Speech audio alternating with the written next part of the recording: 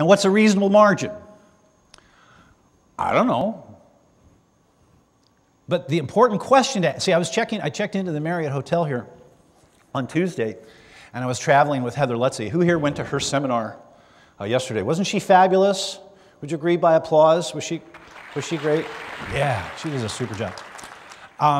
And so she checked right in and went off to her room, and then I went to check in, and they didn't have a reservation for me. So I'm like, oh, geez, I seem to remember there's some kind of snafu with this. So let me get my laptop out and check my notes, and I'm trying to fish through my email and trying to figure out the internet connection and all this stuff. And then I realized, wait a minute, I'm asking the wrong question.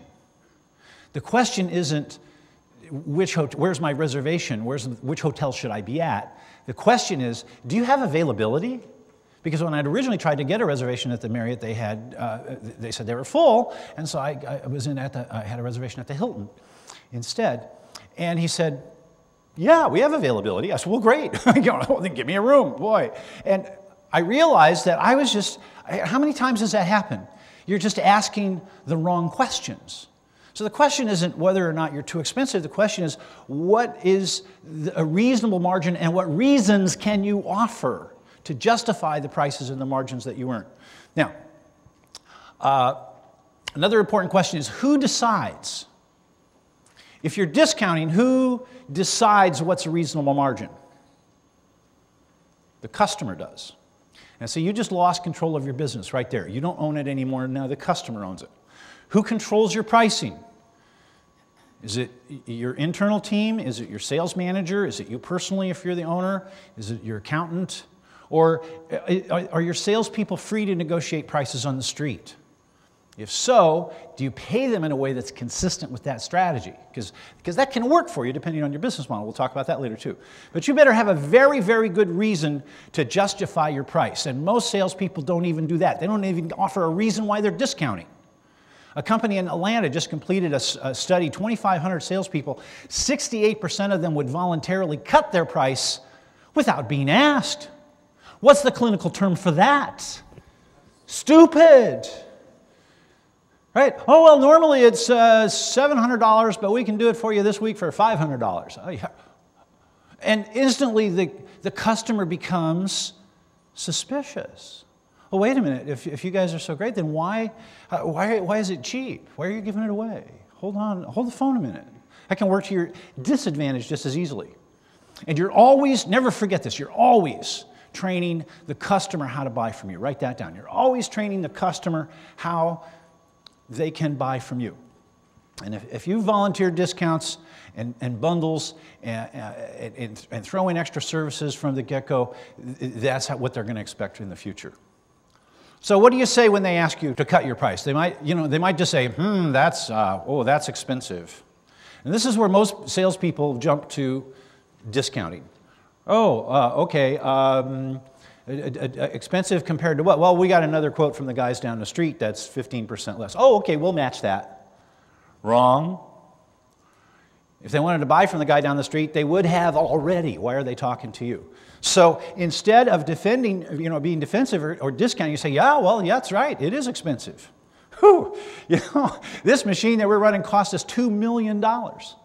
You think the inkjet cartridges for your little HP desktop are expensive, you should buy this stuff by the 55-gallon barrel.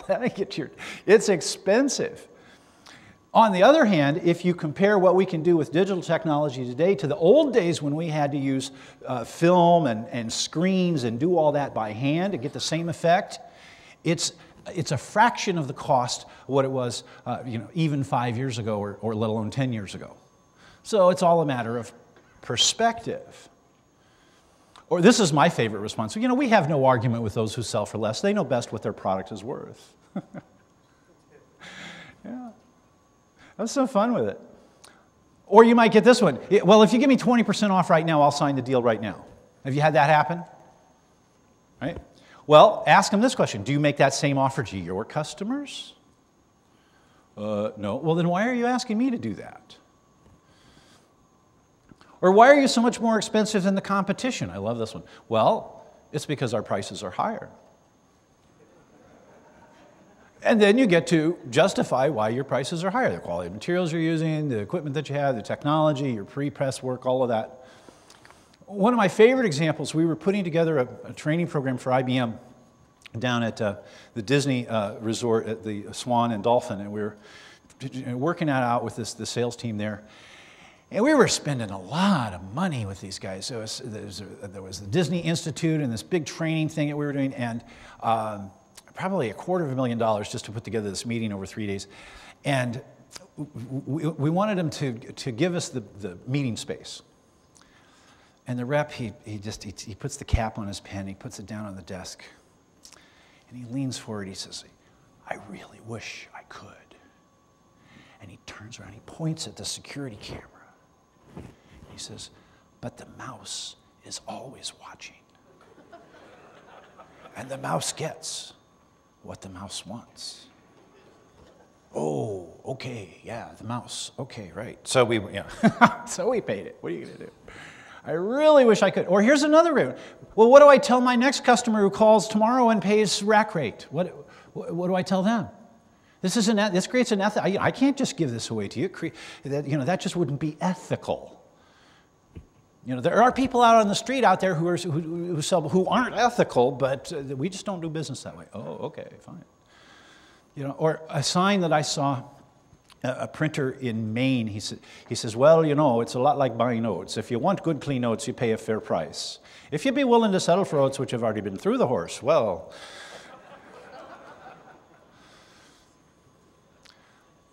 Or just tell them point blank, "You know what, I'd rather justify my higher price now than to have to apologize for poor quality later on." Mistakes happen, and sometimes we want this to be perfect all the way through. It takes us typically an extra 20% longer to run a job than most of our competitors, and it's because we have this very, very rigorous quality control system where ISO 9001, et cetera, or whatever your policy is in your organization, and explain that to them. And there are costs involved with that, but that way we're able to guarantee the quality of our work 100%, but it costs more. Or ask them this, "Well, what makes you think I wouldn't give you the very lowest available price right up front? What kind of person do you think I am? You think we're trying to cheat you here? Come on." Oh, and then they'll back off. You're always training the customer how to buy from you.